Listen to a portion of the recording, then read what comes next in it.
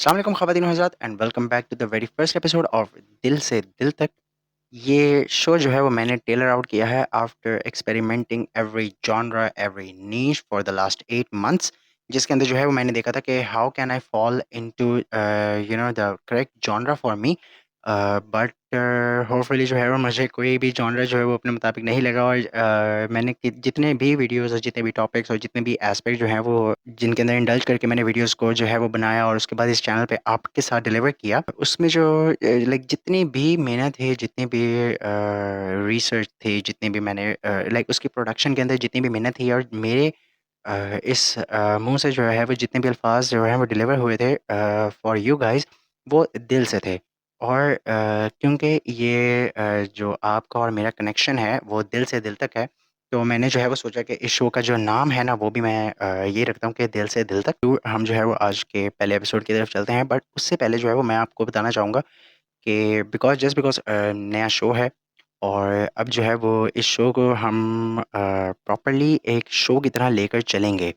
इसमें जो है वो मेरा नागा नहीं होगा, जिस तरह से पहले कभी मैं आ जाता था, 2 वीडियोज़ 4 वीडियोज़ अपलोड कर दी, उसके बाद हफ़्ता गायब हूँ, 2 हफ़्ते गायब हूँ। अब जो है वो आपको बैक टू बैक एपिसोड्स जो हैं वो देखने को मिलेंगे, स्टार्टिंग फ्रॉम दिस वीक और नेक्स्ट वीक, जो कि चैनल पे जो है वो लाइव हुआ करेंगे episodes on every Friday sharply at 7 PM. और मैं जो है वो अभी फ़िलहाल बेसिक सी एनवायरनमेंट और पुराने वाले स्टूडियो में जो है वो मैं अभी आपके लिए कुछ थोड़े से एपिसोड जो है वो रिकॉर्ड कर रहा हूँ अभी, ताकि जो 1 डेढ़ महीना 15-20 दिन जितने भी मुझे लगने हैं स्टूडियो को सेटअप करने में, नया इक्विपमेंट लेने में और टीम एक्सपैंड करने में, और ये सारा लुक जो है इसको चेंज करने में। तो इस दौरान जो है वो आप लोगों के लिए, आप लोगों को डिलीवर करने के लिए मेरे पास एपिसोड्स हों, जिनको जो है वो आप देख के एंजॉय करें। इन द मीन टाइम मैं अपना स्टूडियो की जो है वो रेनोवेशन वगैरह करूं, और आपका और मेरा जो गैप आता है वो गैप ना आए। तो इसी के साथ जो है वो आज का पहला एपिसोड शुरू करते हैं, और आज के एपिसोड में जो है वो हम देखेंगे कि how Pakistani currency works, Pakistani currency होती क्या है, ये हमारी लोकल इकॉनमी के अंदर जो है वो सर्कुलेट कैसे होती है, लोकल लोन्स हमारे कौन से हैं, गवर्नमेंट जो है वो इसको सर्कुलेट कैसे करती है और इसको मैनेज कैसे करती है। सबसे पहले जो है वो ये अगर आपको नज़र आ रहा हो, तो ये एक स्टैंडर्ड 500 रुपए का नोट है, जो कि पाकिस्तानी अवाम जो है वो डेली बेसिस के ऊपर जो है वो इसको यूज़ करती है। But certainly most of the people, उनको ये नहीं पता होगा कि इसके ऊपर ये जो लिखा हुआ है इसका मतलब क्या है, बिकॉज़ मोस्टली मैंने जितने भी लोगों से अपने अराउंड पूछा, ज़्यादातर लोगों को इनके बारे में नहीं पता। सर्टेनली आप में से काफ़ी लोगों को जो है वो इसके बारे में पता होगा, but for the general context of the video, मैं जो है वो आपके सामने इसको पढ़ के एक्सप्लेन करता हूँ। इसके ऊपर लिखा हुआ है जी, बैंक दौलत पाकिस्तान 500 रुपया हामिल हाजा को मुतालबा पर अदा करेगा। हुकूमत पाकिस्तान की ज़मानत से जारी हुआ। गवर्नर बैंक दौलत पाकिस्तान रज़ा बाकर। बेसिकली अगर मैं आपको इसको बिल्कुल सिंप्लीफाई करके समझाऊँ, तो असल में ये एक कॉन्ट्रैक्ट है from the central bank of Pakistan to our public, कि यार आप ये नोट जो है वो ये किसी भी बैंक में जाके ले जाएँ, और इसके एवज़ जो है वो आपको इसकी वैल्यू के एवज़ जो है वो गोल्ड जो है वो कोई भी बैंक आपको देने का वाजिब है। अब गोल्ड कहाँ से आ गया, और हम तो डॉलर की प्राइस के साथ जो है वो इसको अपने रुपये को चला रहे होते थे, तो परेशान होने की ज़रूरत नहीं है। हमें सिर्फ़ हिस्ट्री में थोड़ा-सा पीछे जाने की ज़रूरत है, और हमें एक्सप्लोर करना पड़ेगा जो कि सबसे पहला ट्रेडिंग सिस्टम आया था वो क्या था? That was barter system. अब बार्टर सिस्टम में ये होता था कि भई मेरे पास गंदम है, मैं गंदम उगाता हूँ, आपके पास जो है वो कपास है। आप मुझे अपनी कपास दे दोगे, मैं अपनी आप गंदम जो है वो आपको दे दूँगा, और इस तरीके से जो है वो इकॉनमी शुरू-शुरू में एक्सचेंज के ऊपर चल रही थी। अब उस टाइम पे ना इतना ज़्यादा कोई ड्रास्टिक चेंज नहीं आता था कि भई हम देखते हैं कि एकदम से इकॉनमी बूस्ट हो गई, एकदम से इकॉनमी क्रैश हो गई। इस तरीके का कोई भी सिस्टम नहीं था। लेकिन जैसे-जैसे हमारी पॉपुलेशन बढ़ती रही दुनिया की, तो इस सिस्टम के अंदर जो है वो फ्लॉज़ आना शुरू हो गए। अब सबसे बड़ा फ्लॉ ये था यार, कि लेट्स से कि आपको मुझसे गंदम चाहिए, मैं गंदम उगाता हूँ। लेकिन मुझे आपसे कपास नहीं चाहिए, मुझे फलाँ बंदे से अंडे चाहिए, और हो सकता है कि वो जिससे मुझे अंडे चाहिए हों, उसको मेरी गंदम ना चाहिए हो।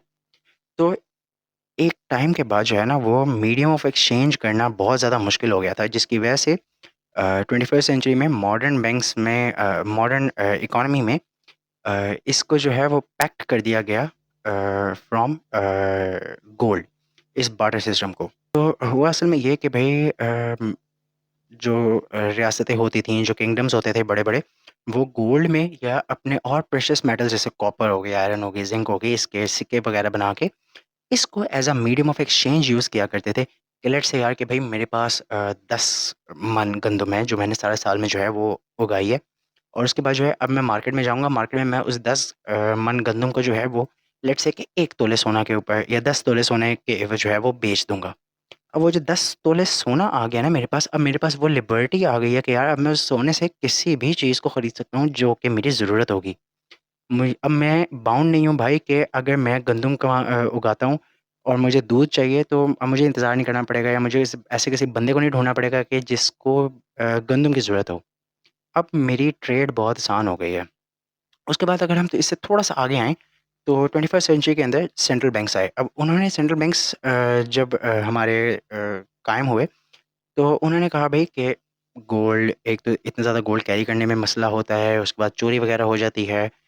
आप जो है वो इसको ईज़िली ट्रैवल नहीं कर सकते, इसके साथ कम्यूट नहीं कर सकते। तो आप क्या करें, आप अपना सारा सोना जो है वो लाके हमारे बैंक में रखें, और बैंक जो है वो आपको देगा एक कॉन्ट्रैक्ट, और उस कॉन्ट्रैक्ट को जो है वो आप किसी भी दूसरे बैंक के ऊपर जाके आप वो कॉन्ट्रैक्ट वापस कर सकते हैं, और वो बैंक जो है वो आपको उसके एवज़ का सोना वापस कर देगा।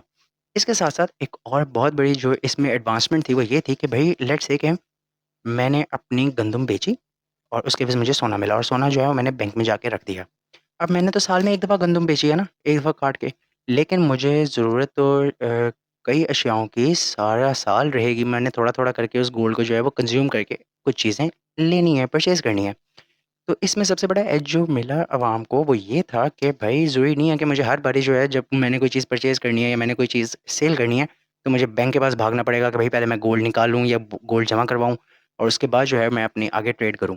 मैं ये कॉन्ट्रैक्ट जो कि मैंने अपने गोल्ड जमा करवाने पे बैंक को दिया था, ये एज़ इट इज़ मैं किसी और बंदे को दे सकता हूँ कि यार मैं जाके जो है वो अपना गोल्ड नहीं निकलवा रहा, ये आप कॉन्ट्रैक्ट रख लो बैंक का, और ये जब आप आगे जाके अपने किसी भी बैंक को जो है वो सबमिट करवाओगे, तो इसके एवज़ आपको आपका गोल्ड या आपका प्रेशियस मेटल जो है वो वापस मिल जाएगा। तो इसमें ये जो लिखा हुआ है ना कि हामिल हाज़ा को मुतालबा पर अदा करेगा, ये वो है कि अगर कोई भी मुतालबा करेगा बैंक जाके, वही मुझे इसके एवज़ गोल्ड चाहिए। लेट्स से कि आप कहते हो कि भई ₹1000 का तोला सोना है। हालाँकि ये बहुत फ़ैसिनेटिंग बात है, अभी हो भी नहीं सकता।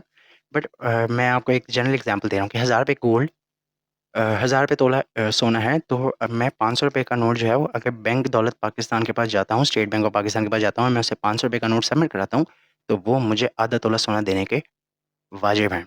लेकिन अब मॉडर्न टाइम्स के ऊपर जो है वो इस करेंसी को आप पैक्ट नहीं कर सकते हो गोल्ड के साथ, बिकॉज़ अब ये चीज़ जो है वो बहुत ज़्यादा शिफ्ट हो चुकी हुई है towards fiat currency. Fiat currency के ऊपर एक पूरा एक कॉम्प्रिहेंसिव टॉपिक है जिसको जो है वो हम किसी और वीडियो में जो है वो पूरा डिस्कस करेंगे। बट अभी आप बहुत सिम्प्लीफाई करके मैं आप लोगों के लिए रख दूँ ना, तो आप ऐसा समझें कि इस पैसे की जो वैल्यू है ना, that is based on the productivity. आप कितने प्रोडक्टिव हैं और आप कितनी वैल्यू जनरेट कर रहे हैं इकोनॉमी के लिए, लोगों के लिए, सोसाइटी के लिए, इसके ऊपर बेस करेगा कि what is the value of your currency.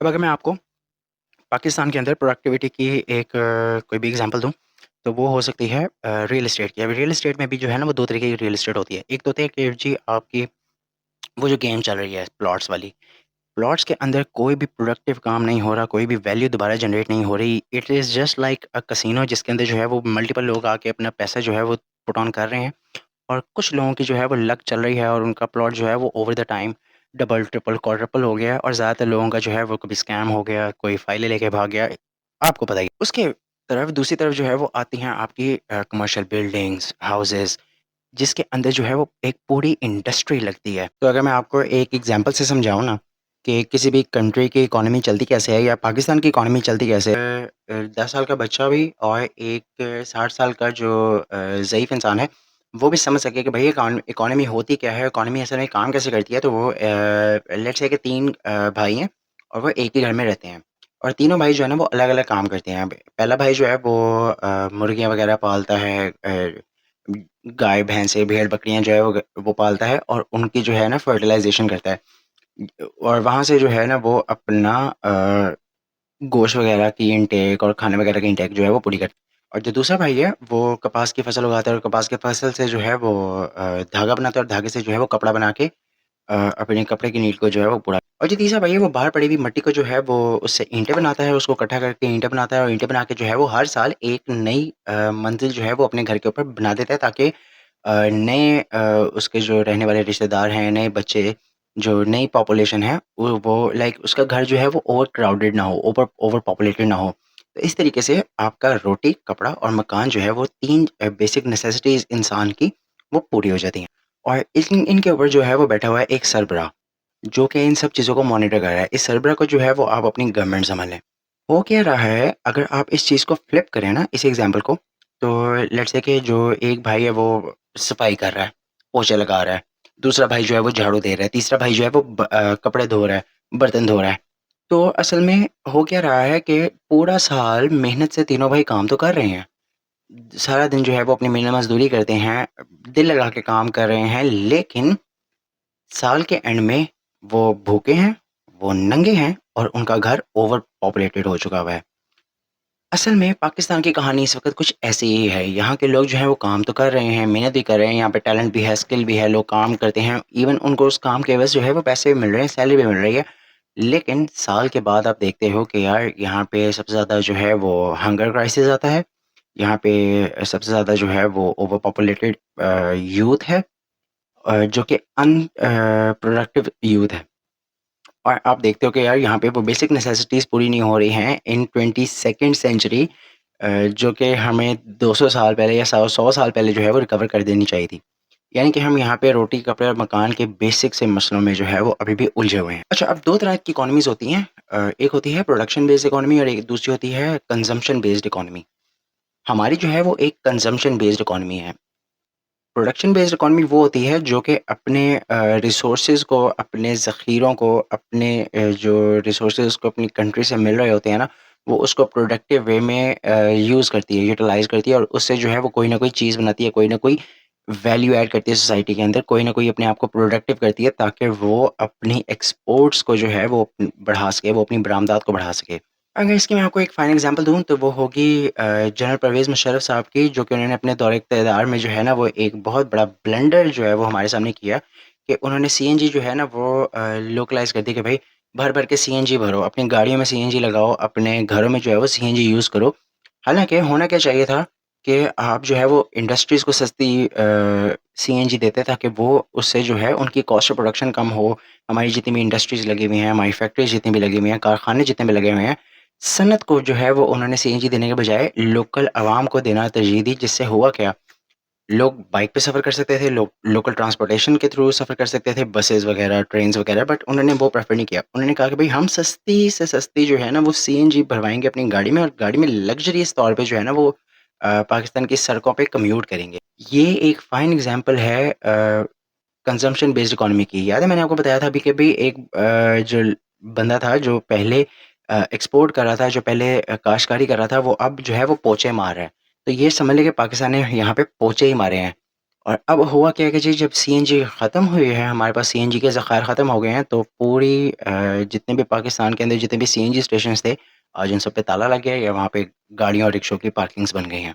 आज के ज़माने में जितनी भी डेवलपिंग कंट्रीज़ हैं, ख़ास तौर पे कि हमारे इस खित्ते एशिया के अंडर बांग्लादेश हो गया, नेपाल हो गया, इंडिया हो गया, ये सब इकोनॉमी जो हैं वो आगे तरक्की करती हैं on the basis of how much productive they are. असल में हमारी आवाम को जो से सबसे बड़ा मेन मसला है ना, और ये पॉलिटिशियंस और जितने भी पावर हाउसेस हैं, इन्होंने हमें एक ही चीज़ के अंदर अटका के रखा हुआ है कि जी डॉलर प्राइस, डॉलर ऊपर जा रहा है, डॉलर नीचे आ। असल में इन्होंने हमें पैक्ट कर दिया हुआ है डॉलर के साथ, कि भाई अगर डॉलर की प्राइस ऊपर जाएगी तो इसका मतलब है महंगाई और इन्फ्लेशन आने वाली है। अगर डॉलर जो है वो सस्ता हो रहा है, कोई भी गवर्नमेंट जो है वो आके डॉलर सस्ता करेगी, तो इसका मतलब है कि हम तरक्की की राह पे जाएँगे। अगर आप पिछले 30 साल का डाटा उठा के देखें ना, तो हर साल आप कुछ भी पढ़ लें, आप no matter what you do, dollar की प्राइस जो है वो पर एनम 7 से 9% हमेशा एप्रिशिएट ही की है, और ये करेगी, आप इसको रोक नहीं सकते। असल में हमें अपना पॉइंट ऑफ व्यू चेंज करने की ज़रूरत है। हमें जो है वो अपनी इकोनॉमी को, अपने रुपए को, अपने पैसे को, अपने करेंसी को जो है वो डॉलर की नज़र में नहीं देखना चाहिए। हमें अपने लेंस को जो है वो शिफ्ट करके देखना चाहिए कि यार हमारी प्रोडक्टिविटी कितनी है।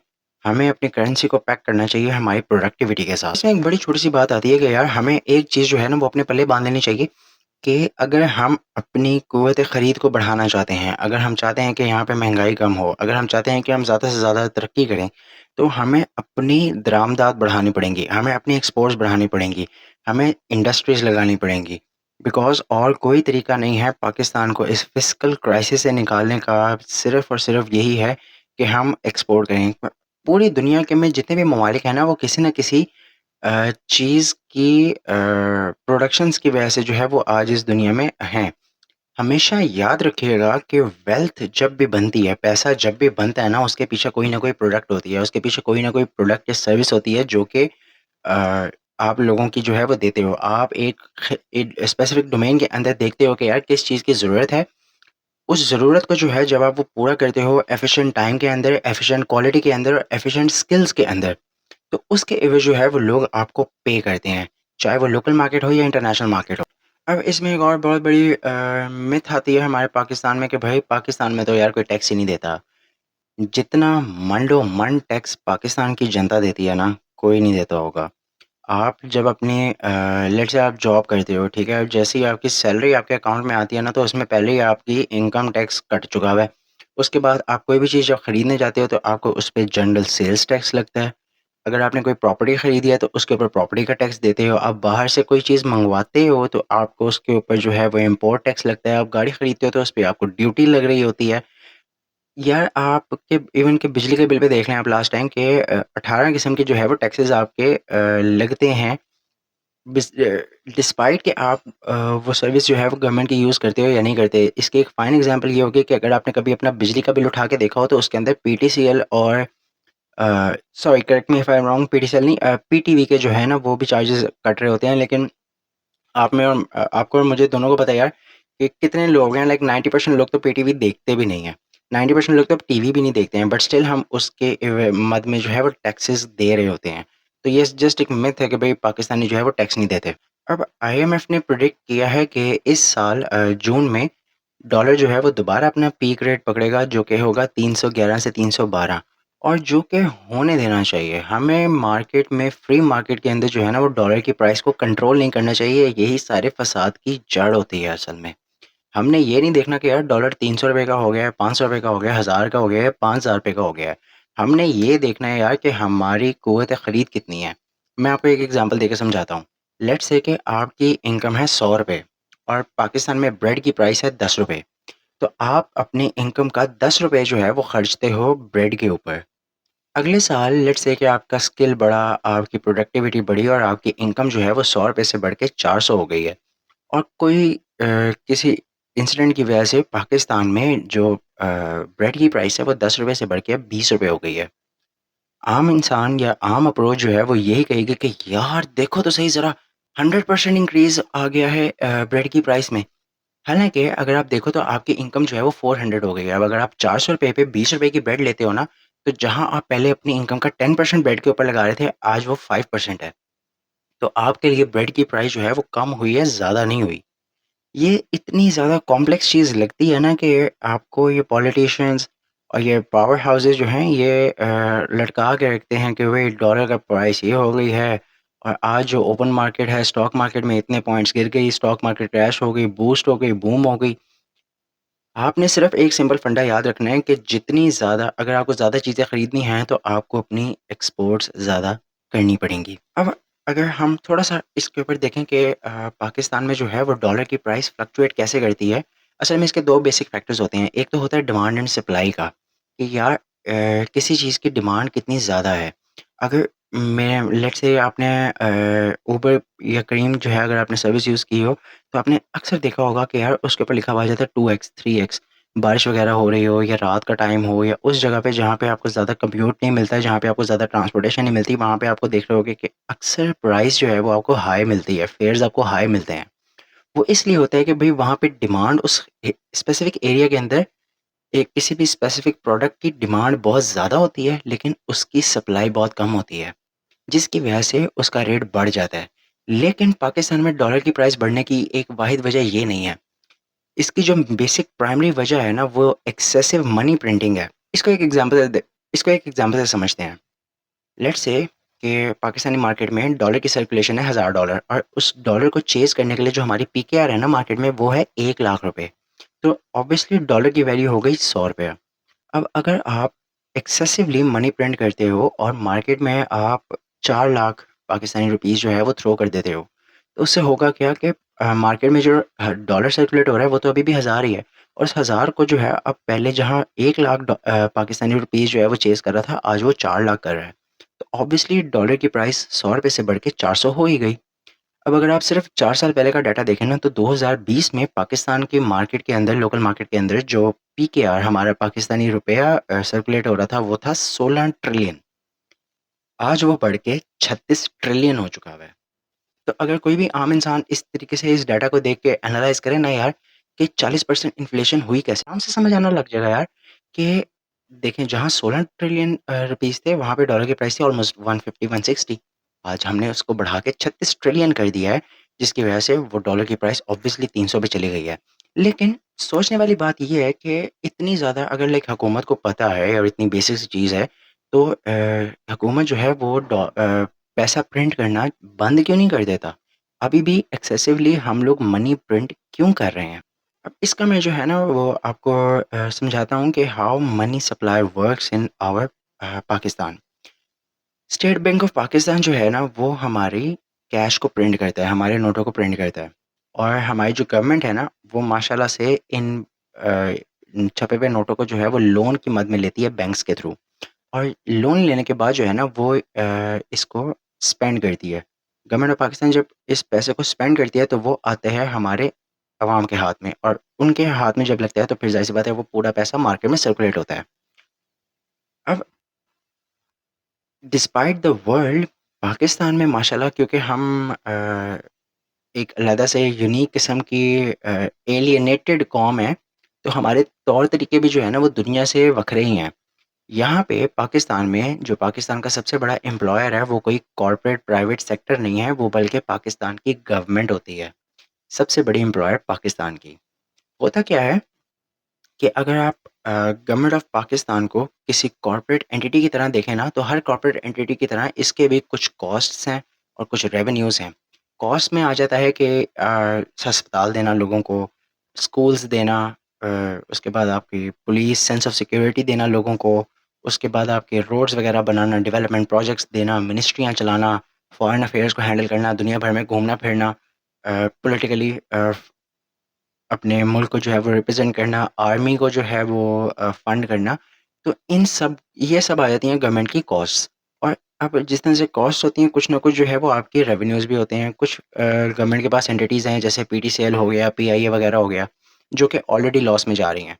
उसके अलावा आपके पास आता है टैक्स, जो आप अपने मुल्क के लोगों से वसूलते हो सर्विसेज़ देने के एवज़। पाकिस्तान का जो मेन प्रॉब्लम आता है ना, वो ये आता है कि हमने जितना भी टैक्स हम कलेक्ट करते हैं ना, वो सारा का सारा जाता है इंटरेस्ट में, उन लोन्स का जो हमने ओवर द टाइम जो है पाकिस्तान ने लोन्स लिए हुए हैं, उनकी इंटरेस्ट पेमेंट में ये सारा का सारा टैक्स जो है वो जाता है। पिछले साल जून की अगर हम बात करें ना, तो पाकिस्तान के ऊपर जो खाली इंटरेस्ट था ना, मैं अभी आपको एक्चुअल लोन की अमाउंट नहीं बता रहा हूँ, लेकिन उस लोन की अमाउंट पे जो हमने इंटरेस्ट, जो हमने सूद देना था, वो था $537 बिलियन। और पाकिस्तान के पास उस वक़्त था $371 बिलियन। यानी कि हम इंटरेस्ट के पैसे जो हैं ना वो भी पूरे करने के काबिल नहीं हो रहे। तो अब ज़रा सोचिए कि मिनिस्ट्री चलानी है, पेंशन्स देनी हैं, टीचर्स और डॉक्टर्स को उनकी तनख्वाहें देनी हैं, पुलिस वाले और आर्मी ऑफ़िसर्स को जो है वो इनकी तनख्वाहें देनी हैं। ये वो बर्डन्स हैं मुल्क के ऊपर और गवर्नमेंट के ऊपर, जिन पे से हाथ नहीं रोका जा सकता। क्योंकि अगर आप एक भी डिपार्टमेंट को जो है वो रोकते हो ना, तो यहाँ पे इतना बड़ा केओस मचेगा कि आप उसको जो है वो हैंडल नहीं कर सकते हो। जिसकी वजह से एक्सेसिव प्रिंटिंग करने के ऊपर गवर्नमेंट मजबूर हो जाती है। ये एक ऐसा फिस्कल डेफ़िसिट है कि जो हमें ले डूबेगा। एंड मैं यहाँ पे किसी को डराना नहीं चाह रहा हूँ, ये कोई पहली दफ़ा या कोई यूनिक चीज़ नहीं है। यहाँ पे ऐसे बहुत से ममालिक हैं जहाँ पे ऐसी सिचुएशन जो है वो आ चुकी हुई है। वेनेज़ुएला है, इजिप्ट है, लेबनान है, सीरिया है। यहाँ पे ऐसे फिस्कल डेफ़िसिट्स और ऐसी हाइपर इन्फ्लेशन जो है वो पहले भी हम देख चुके हैं। लेकिन मसला पता है क्या होता है? एक दफ़ा आइंस्टाइन ने कहा था कि fool is a person who do the same thing and expects a different result. बेवकूफ़ इंसान वो होता है जो हमेशा एक ही सेम तरीके की चीज़ें करता है और हमेशा जो उसका आउटकम है ना, जो उसका रिज़ल्ट है, वो अलहदा जो है वो सोचता है कि यार इस बारी मैं रोज़ सुबह जल्दी उठ तो नहीं रहा, मैं रोज़ सुबह काम तो नहीं कर रहा, लेकिन मैं किसी न किसी तरीके से मेरी ख्वाहिश है कि मैं जो है ना 1 करोड़ रुपया मेरे बैलेंस बैंक अकाउंट में आ जाए। तो हम जो है ना पाकिस्तानी वो इसी तरीके से चल रहे हैं और हो ना हो हम तबाही के दहाने पे पहुँचे हुए हैं, क्योंकि एक तरफ अगर आप देखो ना, तो जितने भी गवर्नमेंट एम्प्लॉइज़ हैं ना, उनको ये होता है कि यार ठीक है, मुल्क में जो भी बहरान चल रहा है वो तो एक साइड पे है, लेकिन पहली तारीख को मेरे अकाउंट में पैसे आ जाने हैं, मेरी सैलरी आ जानी है। लेकिन वो सैलरी आनी कहाँ से है? आप ये तो ज़रा नोट करो। और दूसरी बात, अगर इस सैलरी को पूरा करने के लिए अगर गवर्नमेंट आपको एक्सेसिव नोट प्रिंट करके आपके लिए पैसे जो है वो आपके अकाउंट में दे रही है, आपके हाथ में, अवाम के हाथ में दे रही है, तो दूसरे एस्पेक्ट से हमें ये भी तो देखना चाहिए कि यार जितनी दफ़ा पैसा प्रिंट होगा, उतनी ज़्यादा हमारी क़ुव्वत ख़रीद तो कम होगी ना। जो चीज़ कल ₹100 की थी, आज वो ₹200 की हुई खड़ी है, कल वो 400 की हो जाएगी। अगर आपके अकाउंट में 2 साल पहले या 4 साल पहले 1 करोड़ पड़ा हुआ था, तो आज वो 1 करोड़ नहीं रहा, आज वो सिर्फ़ 60 लाख रह गया। तो वन वे और दी अदर हमने टैक्सेस तो देने ही देने हैं। लेकिन खाली टैक्सेस देने से काम हमारा ख़त्म नहीं होता। हमने असल में अपनी जो डेफ़िसिट्स आ रहे हैं, जिन वजूहात की वजह से आ रहे हैं, वो ख़त्म करने हैं। यार मुझे ये समझ नहीं आता कि मिनिस्ट्रीज़ में 25 से 30 हज़ार बंदा कर क्या रहा है? हमने हर चीज़ को ओवर पॉपुलेट किया हुआ है और हम हर चीज़ किसी भी इक़्तिदाम को उठाने से पहले जो है ना वो 100 दफ़ा डरते घबराते हैं कि यार क्या हो जाएगा, क्या हो जाएगा? जो ले-ऑफ्स होने हैं लोगों के वो होंगे। जो लोग जॉबलेस होने हैं उनको जॉब से निकालना है। जो इस इकॉनमी के ऊपर इनकॉम्पिटेंस से बैठे हुए हैं और साला-साल बैठे हुए हैं, हमें उनको जो है वो टाटा बाय-बाय करना पड़ेगा। हमें लॉस मेकिंग एंटिटीज़ को जो है वो गवर्नमेंट ऑफ पाकिस्तान को इनको प्राइवेटाइज़ करना पड़ेगा। यार आप अपने हाथ में पीआईए, आप अपने हाथ में पीटीसीएल रख के क्या कर लोगे? हम गवर्नमेंट का काम कारोबार करना नहीं होता, गवर्नमेंट का काम इदारे चलाना नहीं होता, गवर्नमेंट का काम होता है पॉलिसीज़ बनाना। गवर्नमेंट का काम होता है लोगों को सेंस ऑफ सिक्योरिटी देना, लोगों को अच्छा घर देना, रोज़गार देना और रोज़गार के मौक़े देना, तिजारत के मौक़े देना। गवर्नमेंट का ये काम होता है। गवर्नमेंट का काम ये नहीं होता कि यार वो अपने इदारे जो है वो उनको सँभाले और उनकी प्रॉफ़िटेबिलिटी और उनकी कॉस्ट वग़ैरह पे जो है वो नज़र रखे। ये काम प्राइवेट एंटिटीज़ का होता है। दुनिया भर में बैंक्स जो हैं वो प्राइवेट सेक्टर को जो है वो लोन देते हैं। पाकिस्तान में 90% बैंक्स जो हैं वो हमारी गवर्नमेंट को ही लोन दे रहे होते हैं। तो यही तो हमारा सबसे बड़ा मसला है कि हम ना एजुकेट हैं, ना एजुकेटेड होना चाहते हैं और ना हमारी गवर्नमेंट और हमारे ऊपर ये जो बड़े-बड़े सरबराह हैं हमारे, ये हमें एजुकेट होने देना चाह रहे हैं। बिकॉज़ इनकी लगी-लगाई लगी हुई है।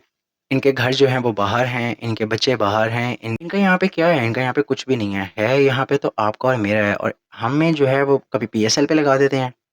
इलेक्शंस में धांधली हो तो लाइक मैं किस-किस टॉपिक पे बात करूँ?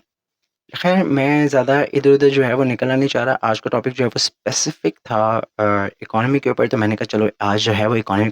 अगर आपको वीडियो अच्छी लगी हो तो इसको लाइक करें, चैनल को सब्सक्राइब करें, सब्सक्राइब लाज़मी कर देना यार। इस दफ़ा मेरा एम है कि मैं जो है ना वो छोटी ईद से पहले ईद उल फ़ितर से पहले जो है वो मेरे 1000 सब्सक्राइबर्स पूरे हो जाएँ। सब्सक्राइबर्स पूरे करवा दो यार।